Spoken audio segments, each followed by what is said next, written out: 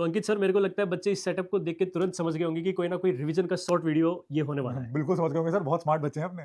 तो सर, इस बार अपन कौन से चैप्टर लेके आए हैं? सर इस बार मैं लाया हूँ रिडॉक्स रिएक्शन और आप? मैं सर पीरियोडिक टेबल लेके आया हूँ इस बार। पीरियोडिक टेबल से स्टार्ट कर लेते हैं। ठीक है। तो सर पहला question, order of electron affinity in oxygen family. Sir, इसमें सल्फर की हाईएस्ट होगी, देन सेलेनियम, टेलुरियम, पोलोनियम और लीस्ट होगी सर ऑक्सीजन की।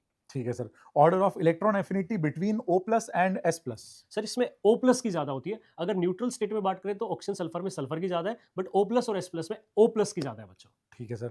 Ionization enthalpy is always endothermic, true और फॉल्स? सर, ये फॉल्स है। न्यूट्रल एलिमेंट और कैटायंस के लिए ionisation enthalpy is always an endothermic process, but कुछ एनायंस के लिए ये एक्सोथर्मिक भी हो सकती है।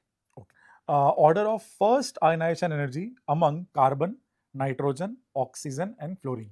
सर, इसमें लेफ्ट टू राइट जाते हैं वैसे तो आयनाइजेशन एंथैल्पी बढ़ती है, लेकिन नाइट्रोजन क्योंकि हाफ फील्ड है तो नाइट्रोजन की ऑक्सीजन से ज्यादा होगी। So the order will be carbon, oxygen, nitrogen, fluorine. और सर अगर सेकेंड आयनाइजेशन एंथैल्पी की बात करें तो? सर, सेकंड के अंदर जस्ट हम एक इलेक्ट्रॉन पहले इनमें निकाल देंगे और फिर कंपेयर कर लेंगे, तो this time oxygen will be half field. तो ऑक्सीजन हाफ फील्ड होगा तो ऑक्सीजन की फ्लोरीन से ज्यादा हो जाएगी सर। तो carbon, then nitrogen, then fluorine, then oxygen, this will be the order of IE2। ये 2026 में इस बार आया भी था सर क्वेश्चन। ओके। तो सर, मैं अब आपसे पूछ लेता हूँ रिडॉक्स के कुछ क्वेश्चन सर। ठीक है सर, डन। तो सर, पहला क्वेश्चन है आयोडीमेट्री टाइट्रेशन में हम लोग क्या करते हैं? आयोडीमेट्रिक टाइट्रेशन में हम डिटरमाइन करते हैं फ्री आयोडीन कंटेंट को, और हम ये करते हैं by reducing free iodine with any reducing agent. Most commonly हम यूज करते हैं हाइपो, Na2S2O3। ओके। सर, उसके बाद नेक्स्ट क्वेश्चन है एंड पॉइंट और इक्विवेलेंस पॉइंट में इनमें डिफरेंस क्या होता है? सर किसी भी टाइट्रेशन में इक्विवेलेंस पॉइंट वो पॉइंट होता है जहां पे दोनों रिएजेंट्स के इक्विवेलेंट्स बराबर हो जाते हैं। हाउएवर एंड पॉइंट वो पॉइंट है जहां पर इंडिकेटर अपना कलर चेंज कर देता है। ओके। उसके बाद सर नेक्स्ट क्वेश्चन है, ये जो रिएक्शन है सर, इसमें FeS2 का इनफैक्टर क्या है? इसमें सर देखिए, आयरन जा रहा है +2 से +3 में, तो एक इलेक्ट्रॉन का चेंज आया, और S2 माइनस में एक सल्फर -1 में है और वो जा रहा है SO2 में +4 में। करेक्ट। तो एक सल्फर ने छोड़े 5 इलेक्ट्रॉन, दो सल्फर ने छोड़े 10 इलेक्ट्रॉन, 10। तो एक आयरन और 10 सल्फर, तो 11।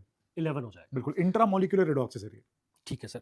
उसके बाद सर नेक्स्ट क्वेश्चन है KMnO4 का इनफैक्टर एसिडिक, बेसिक और न्यूट्रल मीडियम में क्या क्या होता है? ये बहुत इंपॉर्टेंट क्वेश्चन है सर। एसिडिक मीडियम में KMnO4 का इनफैक्टर होता है 5 +5 या 5 बोल लीजिए, बेसिक मीडियम में होता है 1 और न्यूट्रल मीडियम में होता है 3। ओके। सर, एक लास्ट क्वेश्चन ये है, अगेन ये जो रिएक्शन है इसमें अमोनियम डाइक्रोमेट का इनफैक्टर क्या है? सर एक्चुअली ये भी एक इंट्रामोलिक्यूलर रिएक्शन है। इसमें अगर हम देखें तो अमोनियम आयन में नाइट्रोजन -3 में है और N2 के अंदर 0 में है।